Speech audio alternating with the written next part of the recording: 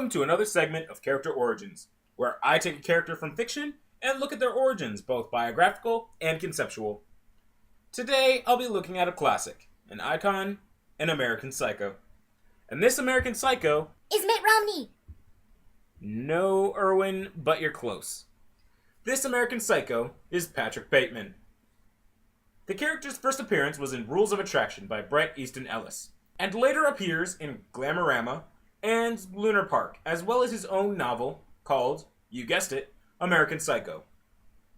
All that is known for sure about Patrick is that he grew up in New York and Connecticut.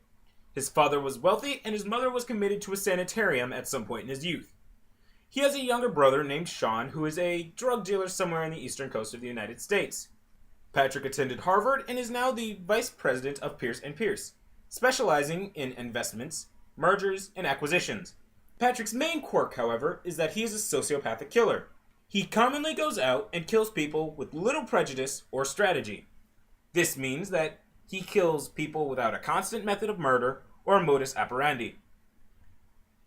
He strangles, he stabs, he rapes, he tortures, he cannibalizes, and more. He murders women, often prostitutes or women that he's met in clubs, during or after sex for a sadistic sexual pleasure. He kills men, often men who have annoyed or angered him in some way, and he's even murdered a child just to see if he would enjoy it. For the record, he didn't. Yeah, the guy's pretty twisted, but when he isn't murdering people, Bateman is the personification of yuppie greed. He's rich, he's shallow, and he's addicted to numerous things including sex, drugs, and copious consumption.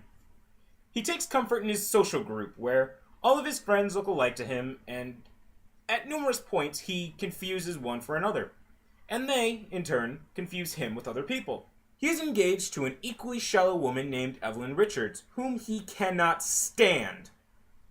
The feeling is mutual, but they stay together for the sake of their social lives. He has a mistress on the side, who is the fiancée of a gay colleague whom he despises on top of being the subject of his sexual advances. The one woman, or person in general, he has ever felt anything remotely close to feelings for is his secretary, Jean. He just can't bring himself to seduce, rape, or kill her. This is probably because she's the only person in his life who is not completely shallow and self-absorbed. He casually acknowledges her as Jean, my secretary, who is in love with me. Bateman also takes pleasure in obsessing over virtually every small and intricate feature of his life, whether it be his swanky designer clothes, workout routine, business cards, alcoholic beverages, as well as his elaborate high-end stereo and home sound system. Regularly, Patrick admits his crimes to his friends, coworkers, and even complete strangers. However, when he does this, he's often dismissed as people either ignore him or think he's joking. I like to dissect girls. Did you know I'm utterly insane? Great tan, Marcus. I mean, really impressive. Where do you tan? Salon. All arrows point to antisocial personality disorder. He has a lack of emotion, sympathy, and an overinflated self-image, as well as multiple manic episodes, manifesting as hallucinations or sometimes voices in his head. Pretty much just a Joker without a Batman. Or a Bateman.